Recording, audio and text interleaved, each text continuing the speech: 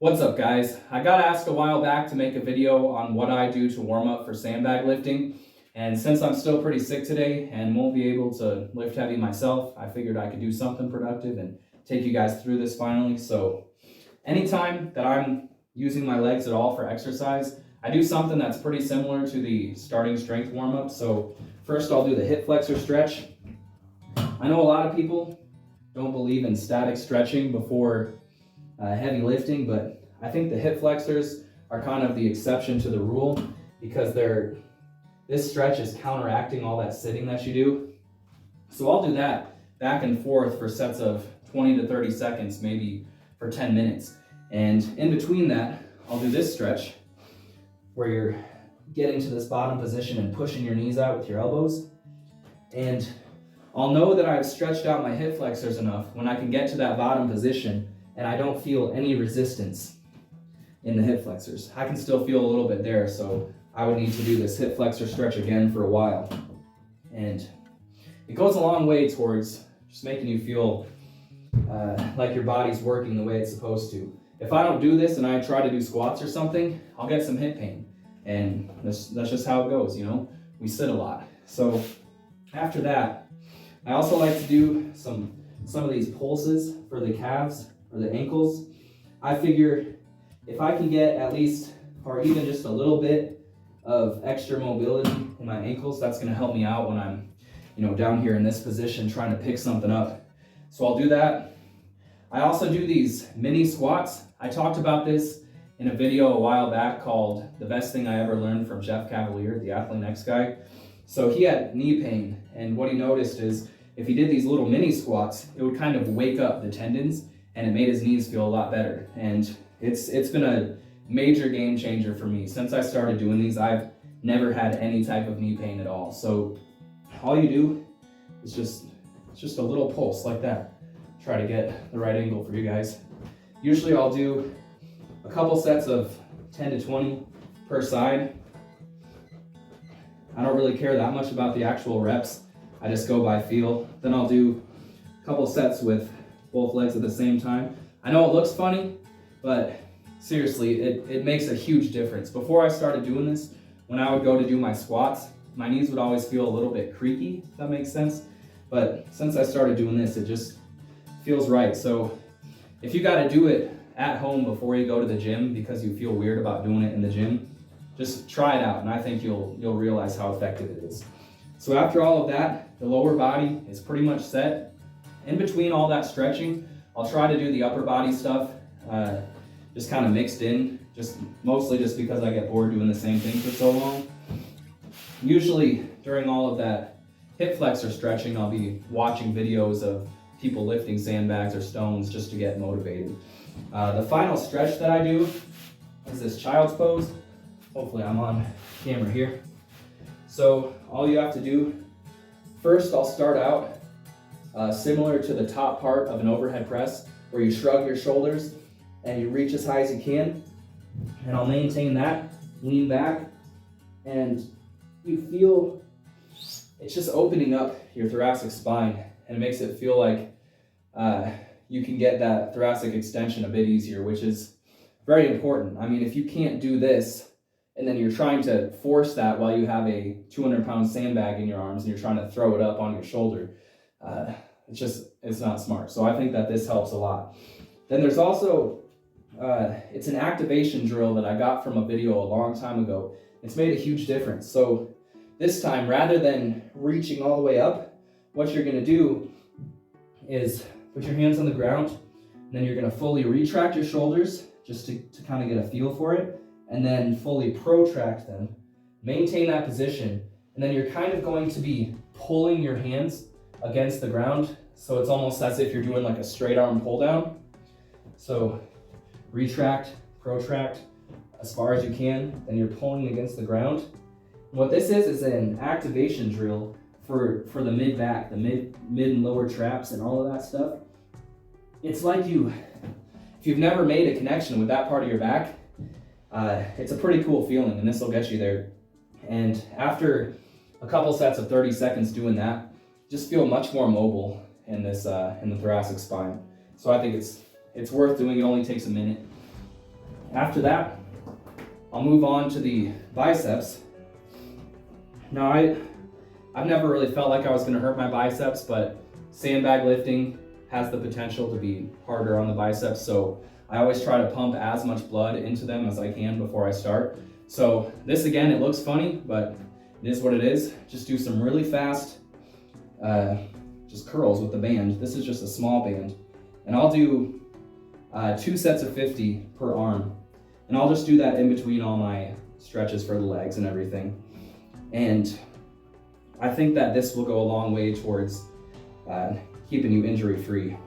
And also, I like to do this even before other things, because having that blood pumped into the muscle, it makes your elbows feel better. So if you have elbow pain of some kind, doing this before your workout can really help out a lot. So I'll do a couple sets of 50 there. I also do these pull aparts. I do these before every single workout that I ever do. These are such a great tool. What it does is pumps blood into the rear delts, which in my opinion is one of the best ways to warm up your shoulders for any type of shoulder exercise at all. So when you're throwing a sandbag up onto your shoulder, it's important that your shoulders are warmed up. I mean, they're not necessarily doing a lot of lifting, but there is a high demand on them to stabilize that weight. So I think warming them up is very important. So I'll usually do 100 to 200 reps of these. Again, just very fast. It looks funny. If you don't want to do these at the gym because you feel weird doing it, again, just do it at home before you go to the gym or whatever, or in the parking lot, whatever. I do this when I go on my stone quest. When I go out for those videos, I'll be at the entrance to a trail just outside my car doing all this stuff. I've definitely had some weird looks, but I'd rather have weird looks than not get injured, you know? So I do that a lot. Then that's all of the light stuff. At this point, my body feels pretty good. My legs are mobile and they're warmed up. My biceps are pumped full of blood. My shoulders are pumped full of blood. Everything feels ready to go. Now, the next part, this really depends on if you have smaller sandbags to warm up with. If you wanted to, you could probably go straight into lifting smaller sandbags and warming up from there if you have them. But for me, I'm starting off right away with my Ironman bag just because I don't have a smaller one, which weighs 250 pounds now, and my hamstrings they're completely cold right now. They're a little warmed up, but they're not ready to lift a 250 pound sandbag. So next thing I'll do are these band good mornings. I think these are awesome. So I'll get the band around me, and first I kind of like to just feel out that brace, because having a solid brace in your core when you're lifting a heavy weight is really important. And I feel like this is a great way to familiarize yourself with, sorry, my brain is a little fried right now because I have a fever, but so you just kind of feel it and take some deep breaths and get used to that feeling. After that, what I'll do is I'll take in my air as much as I can, brace as if I was gonna lift a sandbag. I'll go down very slowly and maintain that brace, and then I'll hold it for a while, and then I'll explode upwards. So it looks like this.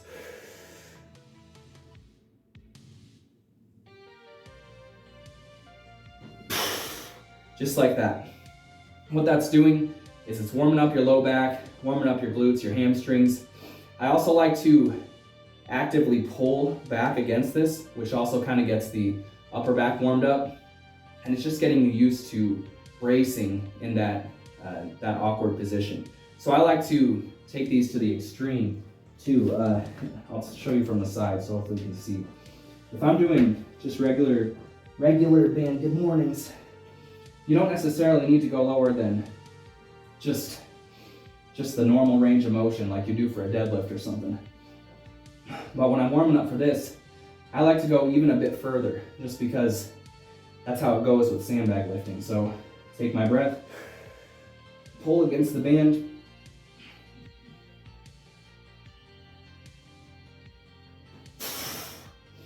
and when you do that, you want to be as explosive as you can on the way up and focus on driving your chest up while flexing your glutes on the way up. And that's going to help you out a lot. And I'll go more into why, but the next thing are the swings. Now, I don't have a kettlebell. You could use a kettlebell if you have one, but I actually kind of prefer the plate version. I'll just show you really quick how I do it and then I'll talk about it. So,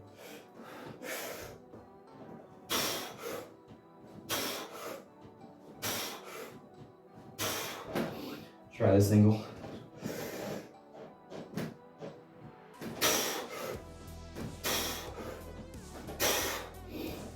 The weight's not important. For me, the 25s are enough. It's not about the weight, it's just having something heavy enough that you can put some power into it. So the good thing about the swings is, one, it does warm up your posterior chain similar to the band good mornings, and it gets you ready to go. But one thing I've noticed with sandbag lifting is that it can take a while for your central nervous system to kind of turn on. And if it's not firing, then you'll end up spending a good 5 attempts just missing the lift and warming up that way. And that can be kind of detrimental if you're lifting a heavy sandbag, because you only have so many lifts in a day before you're worn out. So if I can get my CNS firing before I even touch the sandbag, then I'm gonna do it. And the swings, it's a great way to do that. When you pick these things up again, when you go to this this position, again, I like to take a deep breath at the top every time and try to mimic the position I'd be in. And I go back, and when you're in this back position, everything is braced, and then you explode upwards as fast as you can, as hard as you can. Squeeze your glutes at the top like this. Just like that. I like to imagine you're doing I think it's called a skier's jump or something like that. A swing is essentially a jump, just without jumping. If you're gonna jump back, and then you jump forward like that, right? Well, all you're doing is just holding on to the counterweight, which is the plates, and then just waking your central nervous system up. So that's pretty much it. That's what I do. It's worked very well for me. After doing that, I'm able to just go straight into lifting a heavy sandbag, and I've been fine. Of course, I do still have to do a couple warm-up lifts where maybe I'll just pick the thing up, get it to my lap, and then to chest, and then drop it. I'm always doing some kind of spinal decompression, so I'll do some hangs, stuff like that in between, but that's pretty much it. As far as the sets and reps for the swings, should have mentioned that. I found 3 sets of 10 to 15 is really all you need. I think if you were starting off with a very heavy sandbag, it might be worth doing a bit more. And with the band good mornings, you could probably do more of those too. I also didn't mention, I'll usually do a couple sets of 5 with that very slow tempo and just feeling it out. And then after that, I'll do a couple sets of 20 just to really get blood pumped into the posterior chain. So those original, the sets of 5, they're like this. And then after that, just to get more warmed up, I'll do something like this.